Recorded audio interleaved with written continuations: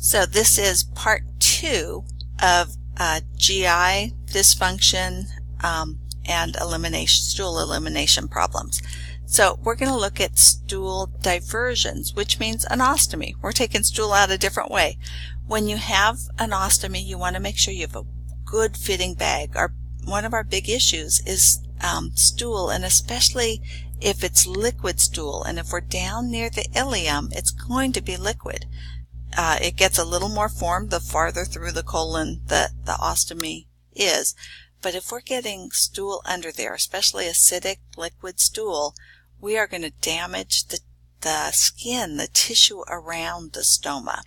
So we want a good fitting bag. We don't want it too tight so it pinches the stoma, but we don't want that opening too big so it lets the skin around the stoma get irritated. Protect the skin around the stoma. There's lots of pastes and powders that we can use to do that. We don't want tight clothing pushing on the stoma and irritating it, or pushing so that we pull up the adhesive holding the bag in place. Empty the bag frequently. They say no more than half full. If it's more than half full, the weight is going to pull. You're likely to get areas that lift off the skin, and now you've got a place for that stool to get underneath and irritate the skin. You're going to document, just like you do other stool, color, consistency, and amount, but you're also going to assess and document how the stoma looks. It should be pink or red and moist. If it is not, if it's pale, or if it's dry, that is a reason to immediately call your provider. And here's some pictures with the bag on and just the stoma. Our book says when you're doing changing a bag that you can use the acronym stoma. So set up your applies, take off the pouch, do this carefully, right? We don't want to just yank and damage the skin under. And then we're going to wash whatever's there off. O for observe the stoma and the surrounding skin. M, you're going to measure that new bag carefully. You don't want it too tight on the stoma. You don't want the skin around the stoma exposed to the stool. And then apply. So moving on to structural anomalies, these are the ones we're going to look at, and we'll start with cleft lip and palate. So cleft lip and palate, this happens early in pregnancy. The lip fuses in the center there between 5 and 6 weeks of gestation, the palate between 7 and 9. If a child's born with this, we really want a good assessment of all their other systems, because it often goes with other some syndrome that has other anomalies to it.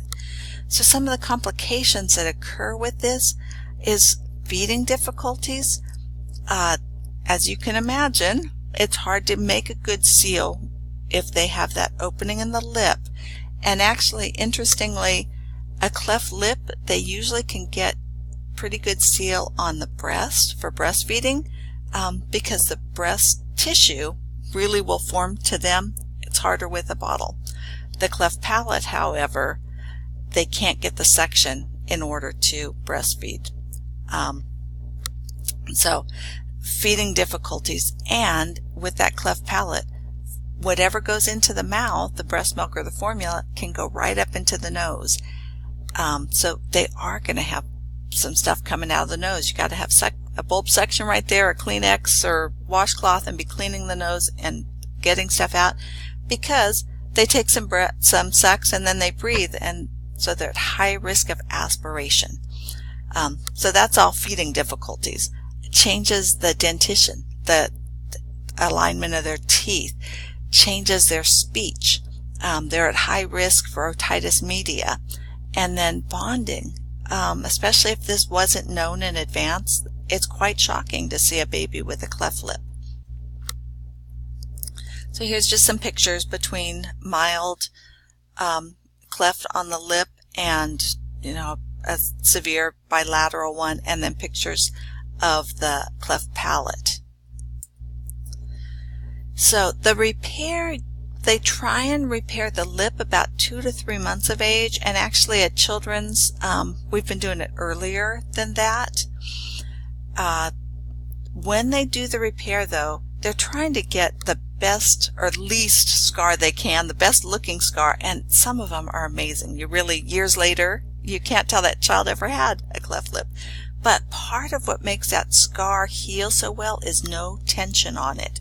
So we don't want that baby crying and stretching it. So you've really got to make sure that if they have a Logan's bow, which actually pulls it like this so that it's no tension there, or that we're not letting them cry, we're just being really careful. We also don't want them rubbing on it, so we're going to keep them in elbow restraints. The cleft palate they repair a little later, usually about 6 to 9 months.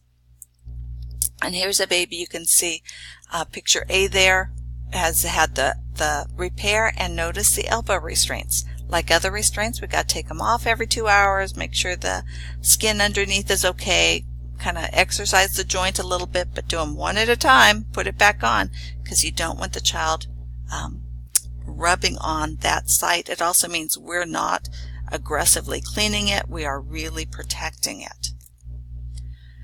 So I said feeding these kids is an issue, so we're going to keep them more upright, which is because of that partly with that aspiration risk, so we're monitoring for aspiration as well.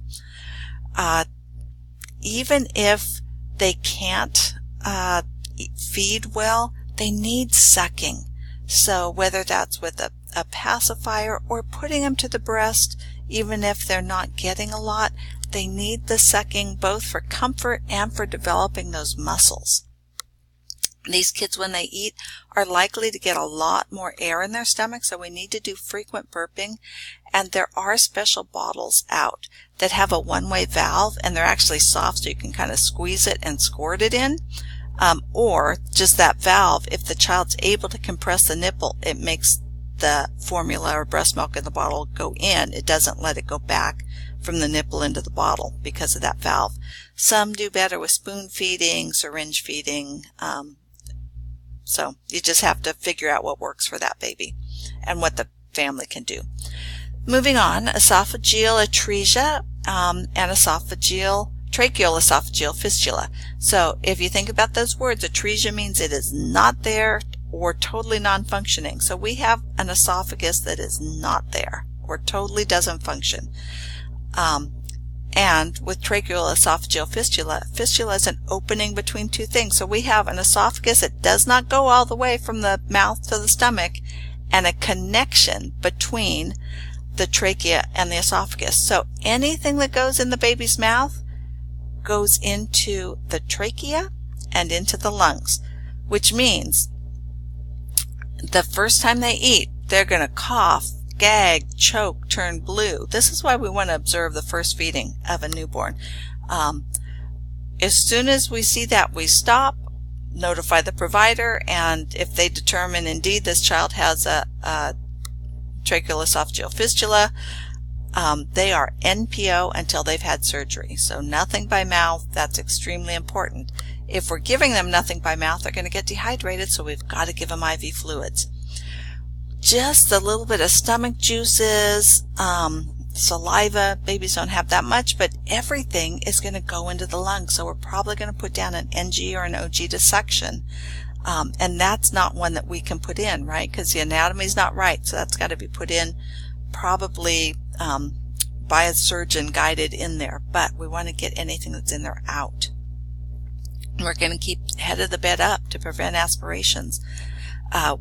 These children are going to aspirate. They do have aspiration pneumonia, so we're going to give antibiotics. And we're going to have emergency equipment close by because they can do poorly. Then they're going to go to surgery, and they're going to repair that. They're going to eliminate the fistula, the opening between the trach and the esophagus, and they're going to take the two ends of the esophagus and put them back together.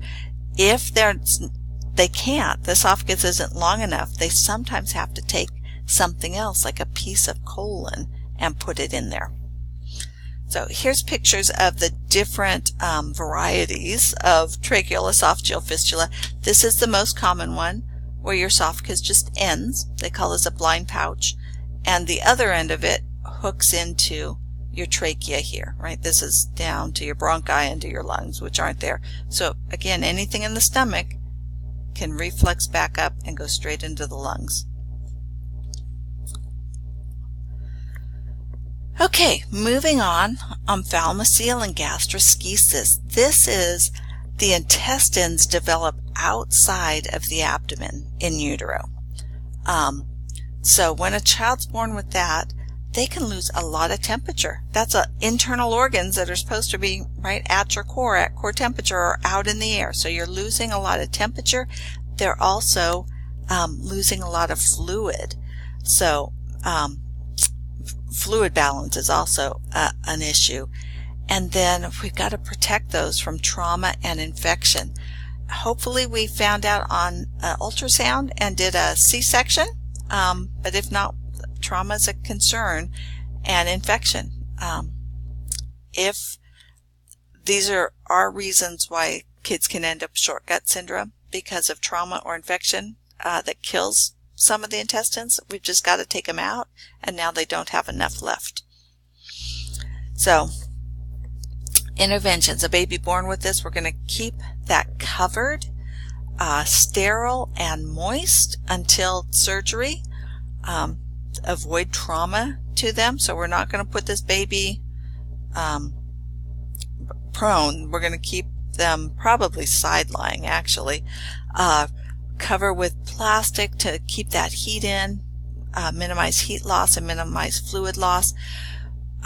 We don't really want anything going through. We're taking them to surgery, so they probably have an NG or an OG into the stomach just to pull out whatever stomach juices are in there. And again, we've got to monitor fluid status. If we're not giving them food through the gut enterally, we've got to give them something parenterally. Make sure they're getting fluids for hydration.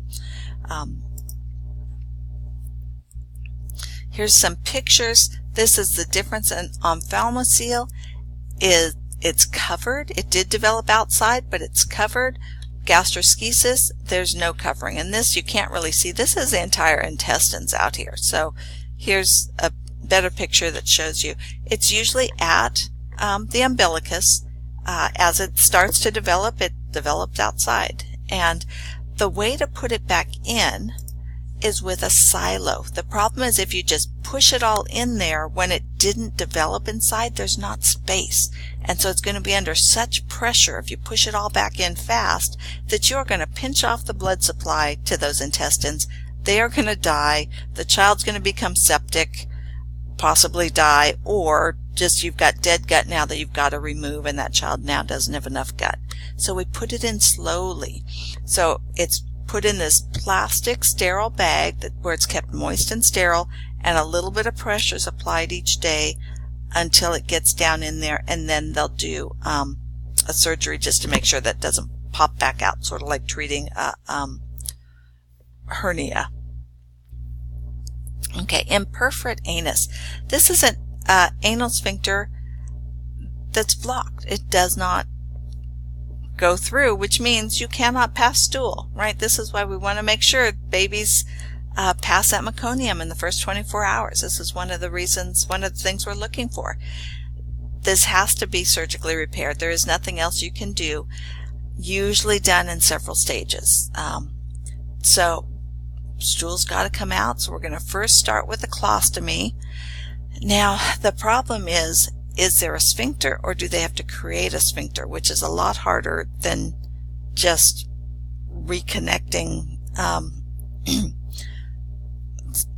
you know, if there's enough there. Even if there was a sphincter and they're not having to create that, even if, you know, it didn't end quite a ways up so that we've got enough volume, you still probably are never going to have normal evacuation. Probably don't have normal nerves to the rectum to be able to sense when they need to go, be able to bear down when they need to go. You know, our goal, our hope is to get them on a nice bowel program, but it's probably something that's going to take some work, not just be, you don't just reconnect things and it works normally. Okay, our next disorder, we'll have to wait.